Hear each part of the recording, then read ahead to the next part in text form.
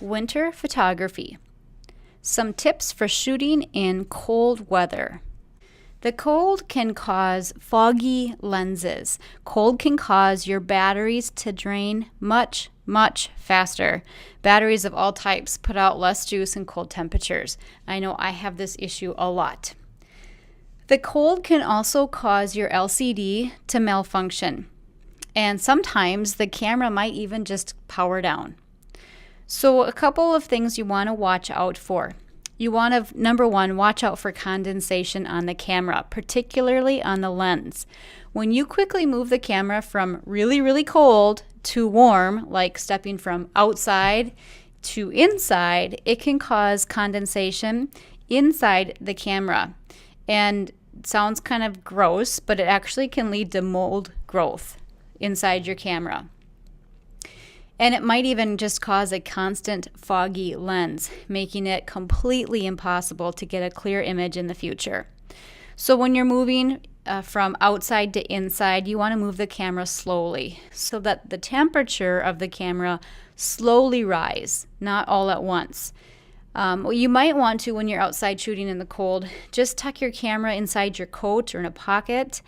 If it's extremely cold outside, put the camera in the car to let it warm up a little bit and then bring it inside.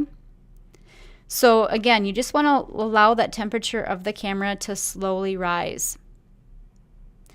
I use body temperature quite a bit. Just tuck your camera inside your jacket and it will be fine.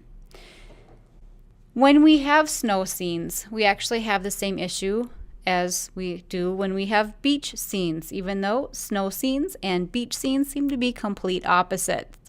What happens is there's so much brightness, and that brightness leads to an image that becomes too dark.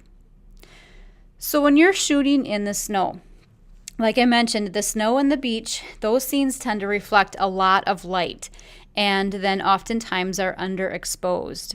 So the exposure problems are caused by the sun and reflective snow.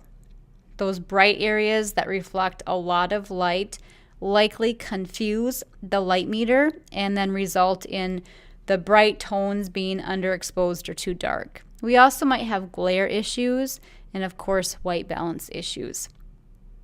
Here are some tips. White balance.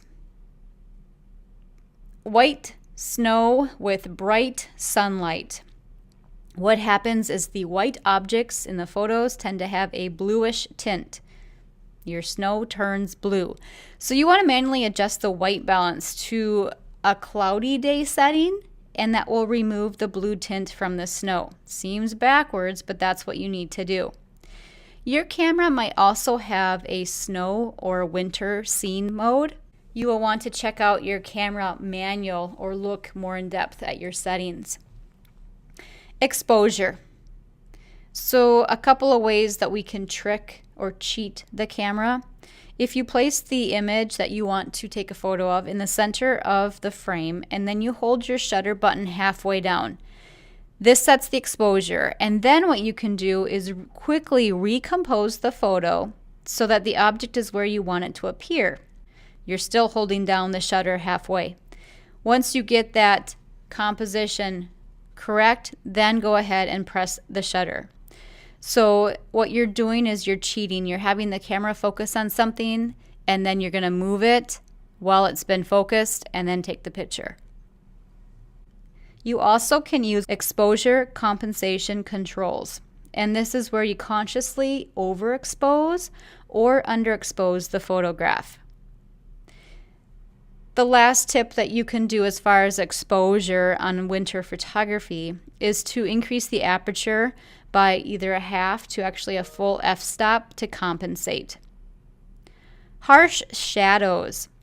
Sometimes you might end up with very harsh shadows because we've got a lot of brightness going on. So you can actually try to fire your flash.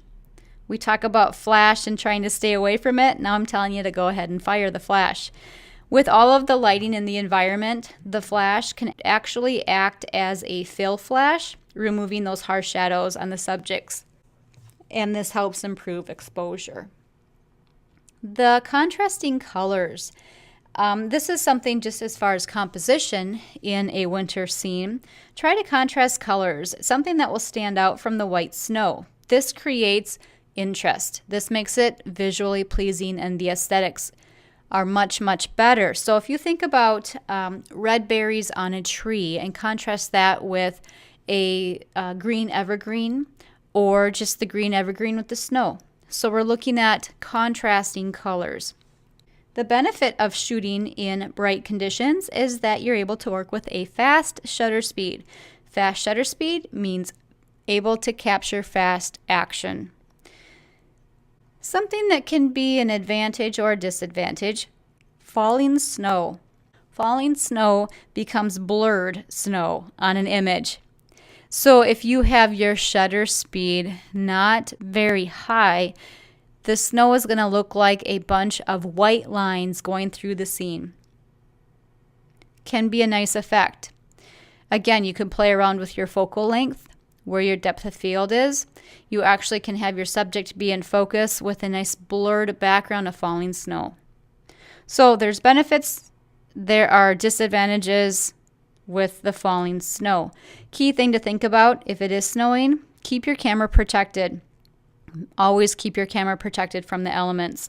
So put it back in a waterproof camera bag, or just get a zipped plastic bag and put your camera in it when you are not taking photos. So winter photography can be a bit challenging. With a few of these tips, you should be on your way to some good winter photos.